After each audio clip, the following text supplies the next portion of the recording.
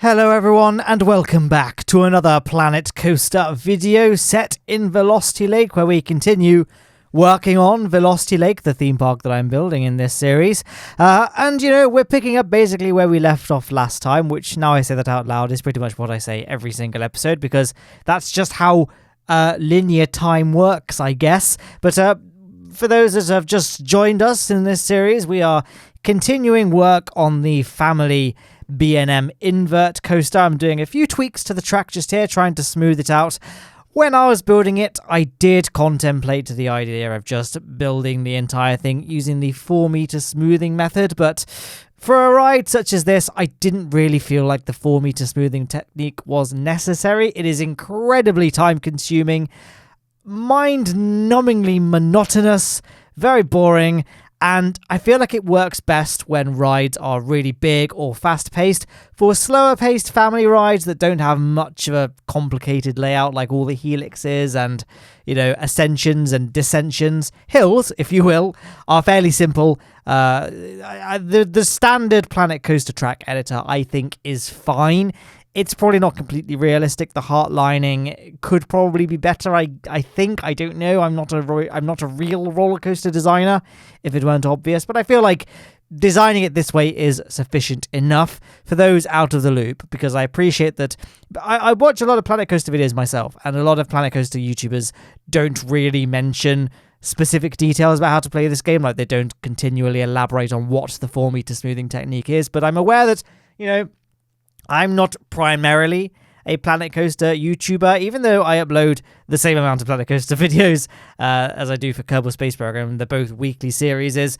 One kind of video on this channel does a lot better than the other. So I appreciate that a lot of you probably might not play this game, or at least might not be familiar enough with this game to know what the 4-meter smoothing technique is. So to just kind of briefly summarize it, I have done it on a couple of the rides in this park, mainly the Industrial Revolution and the B&M Giga. But basically, you build the roller coasters out of the smallest parts you can in this game, which, surprise, surprise, is 4 meters in length. Very, very short for a piece of roller coaster track. You build the entire coaster like that, and then gradually smooth it all out over a process of many hours by basically selecting 4 pieces at a time, pressing smooth, then selecting the next 4 along, as in like one notch along the chain, pressing smooth again, doing that for the layout, minimum 3 times, for like complicated sections 8 times, very, very slow, very, very tedious. So now you know the context of what I was saying when I was saying I didn't really feel like making this thing out of the 4-meter smoothing technique. Part of it was, I'll admit, I just couldn't be bothered. But also, like I say, I didn't think the effort would really be worth it, because for a ride like this, it's fine to forego that way of building rides. And I guess to add further kind of clarification, the reason why the 4-meter smoothing technique is very popular and why I have used it for some of the rides is because it's really the only way of getting realistic smoothing in this game. Planet Coaster smoothing is very kind of... Obviously, it's nowhere near as extreme as, say, something like Roller Coaster Tycoon 3 or even Park Attack. It's still not very realistic. It ain't No Limits 2. Or No Limits 1, for that matter. But the 4-meter technique makes it much more realistic, but it's at great expense. What does it cost? It costs everything, ladies and gentlemen. What you can see me doing here is placing some fences around this part of the track. I feel like it gets a little bit too close for comfort to the path, so I thought I'd add this little fence to, keep the guests safe. No one can just wander off and accidentally get decapitated by this ride, which sadly has happened in real life inverts. Well, to real life people entering the grounds of an inverted roller coaster. I believe, is it Raptor is infamous because I think it's beheaded 2 guests now. I could be wrong, and this is a pretty dark subject, so I'm going to move away from it. But yeah, guys, the fence in theme parks means you shouldn't go on the other side of it. There's a life pro tip there. Don't go wandering into the out of bounds areas. Just talk to the workers. I was about to say the guests for some reason. Talk to the theme park workers. I'm sure they'll be happy to help out. Now here I'm placing some fencing in the water area just because, I don't know, I feel like if you're really determined to get into the grounds of a roller coaster for one reason or another, you could just swim. It's a fairly easy kind of paddle from that suspension bridge across the water and into the actual confines of the ride. So I thought I'd extend that fence into the water as well. I don't think it's a particularly fast-flowing river. If this were real, I mean, it's Planet Coaster, so it's not flowing at all. But if it were real, I feel like it wouldn't be a particularly quick-flowing river. But I'm no riverologist, geography teacher. I don't know what the profession is for someone that studies rivers. But regardless, I am not that. So who knows, really? But I think it's a fairly realistic fence that would go in water in real life. I mean, the grating does extend below the surface of the water, so water can freely move through the fence, but a guest cannot. At least not a guest. I guess if you're sufficiently determined, you could scale the fences fairly easily, but there's a certain point where I've kind of done everything I can to make it clear that you're not supposed to enter that part of the park. I feel like at that point, that's just Darwinism at work, isn't it? So that's what I have to say about that. We've actually moved on from that. It's been quite some time. It's been many years since we were building that fence by this point. So what are we doing now? We're continuing, kind of finishing off what we were doing last episode, which was, building the foundation structure of the station. Still doesn't look very safe. What I said earlier about, the fences make things safer. We're going to build some fences for the queue line as it ascends and indeed descends down from the station platform level. And that's what we're going to be doing shortly. I'll be doing custom fencing because, while the stock fences are pretty good and you can quite easily make your own sort of custom looking ones, like how I've done in this ride where I've taken one fence piece and then duplicated it and overlapped it on the same plane, but then rotated it 90 degrees to get a nice sort of grid effect. While the stock fences are acceptable for ground level stuff, anything on a slope, it doesn't really work so well because if, like me, you have been outside, I know, awful, isn't it? But if you have been outside, you'll notice that any kind of fence that goes up a slope or a ramp or some stairs or whatever other synonym you can think of for upward inclined pathways, the fences are the actual vertical support, the post of the fence, if you will, remains 90 degrees perpendicular to the ground level, not to the slope.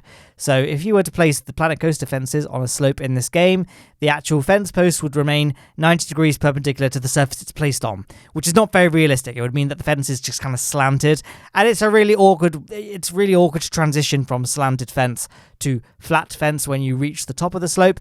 It looks a bit naff, so we're going to have to build some custom fences, but I think they turned out pretty well. I'm going to be making them out of the pole pieces in this game, and that's what we're going to be doing very shortly.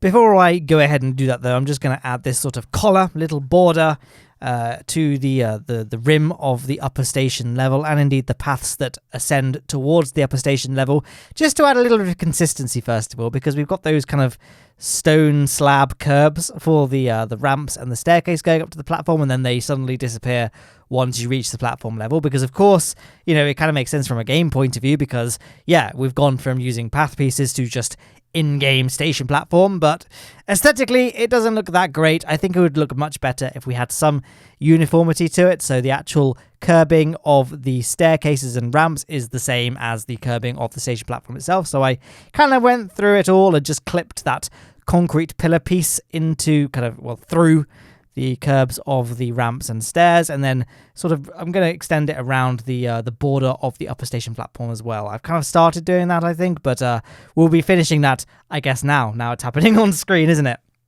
I'm trying to think what else there is to talk about. I mean, I added those support structures, those triangular support structures to help support the path that goes above the queue line. That was kind of an interesting puzzle, really. I mean, my original plan was to have that part of the path just supported by the station building, if that makes sense. Like, I just extend the wall of the station to encompass that part of the path. Much like how you can see, that's what I've done on this side of the station building. We've added wall pieces to kind of cover up the lack of supports for the path, but I couldn't really do it on the other side because there was a path going underneath it. So it's kind of like, what do I do? How do I make this look realistically supported? And I thought, whilst it was a bit naff having those triangular pieces holding it up, I still think it was a fairly elegant solution given what I had to work with. I hope you agree. And as you can see, we have now the prophecy has fulfilled itself. I am now working on the custom fence that will get us up to the station. This side of the path, as in, the exit to the right, is only ramps. I didn't want to have any stairs incorporated into this part of the path because I like to have all of my rides be disabled accessible. So if you're in a wheelchair or crutches or any other kind of motility or ambulation disability.